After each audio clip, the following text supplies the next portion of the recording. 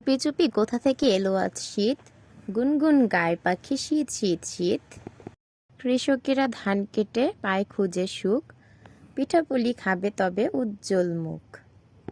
রাখালেরা বাঁশি নিয়ে সুর তুলে গায়, চারদিকে মাঠগুলোতে ধান ছেয়ে যায়। হ্যালো, আসসালামু আলাইকুম। আমি ঝুমুরকে আমার পেজের পক্ষ থেকে সবাই কেমন আছেন? আলহামদুলিল্লাহ, আমি খুব ভালো আছি। Welcome to my another blog.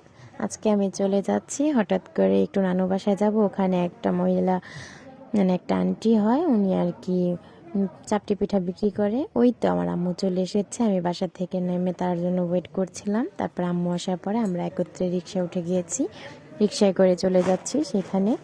সেই মুহূর্তে যাওয়ার পর অপেক্ষা করছি কখন যাব আর কখন গরম গরম ধোয়া ওঠা চাপটি খাবো ভর্তা দিয়ে।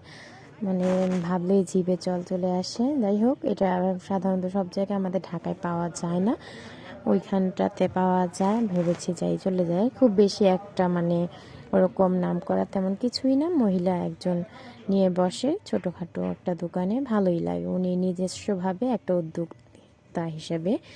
তারপরে এই তো আমরা চলে যাচ্ছি পাকিস্তান মাঠ পেরে। সামনেই আছে আমাদের বাংলাদেশ মাঠ। সেখানে ওইটা আমার ভাই হয়, আমার খালাতো ভাই দুষ্টুমি করছে, তাই কি আমি ভিডিও করছি তাই। এইখান থেকে এই তো এখানে সামনের দিকে পাকিস্তান মাঠটা, সরি বাংলাদেশ মাঠটা। আমাদের এখানে আর কি ওটাকে পাকিস্তান মাঠই বলা হয়, সাধারণত ওটার নাম বাংলাদেশ মাঠ। মাঠটাও দেখতে খুবই সুন্দর ছিল।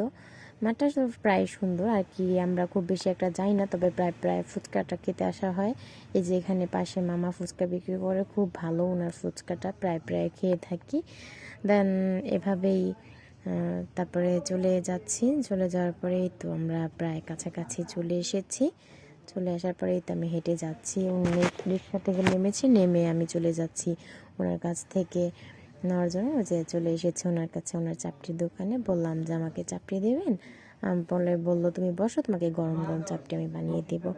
দেন এই তো ওনার চাপটি উনি আর কি প্রায় তখন বিক্রি শেষ হয়ে গিয়েছিল, অল্প কিছু ছিল, সেটা আমাকে আবার নতুন করে এখন বানিয়ে দেবে।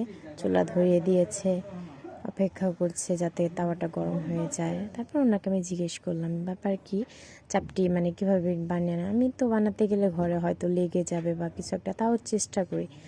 এই সেই ব্যাপার আর কি। ওনার সাথে একটু কথা বলছিলাম, দুষ্টুমি করছিলাম। তারপরে দেখলাম উনি আমার পরিচিত বের হয়ে গিয়েছে আর কি। উনি আমার নানা ভাইকে চেনে, নানা ভাইয়ের সাথে নাকি প্রায় কথা হতো। আমার নানা ভাই এখানে আসতো, চাপটি খেতো, দুষ্টামি করতো। যদিও আমার নানা ভাই এখন নেই, মারা গিয়েছে, অনেক বছর হয়েছে, প্রায় 4-5 বছর। ওনার জন্য দোয়া করবেন সবাই। আমার বড় মামাও মারা গিয়েছিল, ওনাকেও চেনে। এলাকাটা আর কি ছোটো থাকতে অনেক আসা হয়েছে এখানে, এখন আর তেমন আসা হয় না। আর যদিও নানু আসে গ্রামের বাসা থেকে, মেঝো মামা থাকে এখানে, প্রায় প্রায় নানু আসলে তখনই আসা হয়। কিছুদিন আগেও এসেছিলাম, আমি একটা ব্লগ দিয়েছিলাম, সেখানে আমার মামার বাসায় এসেছিলাম বেড়াতে।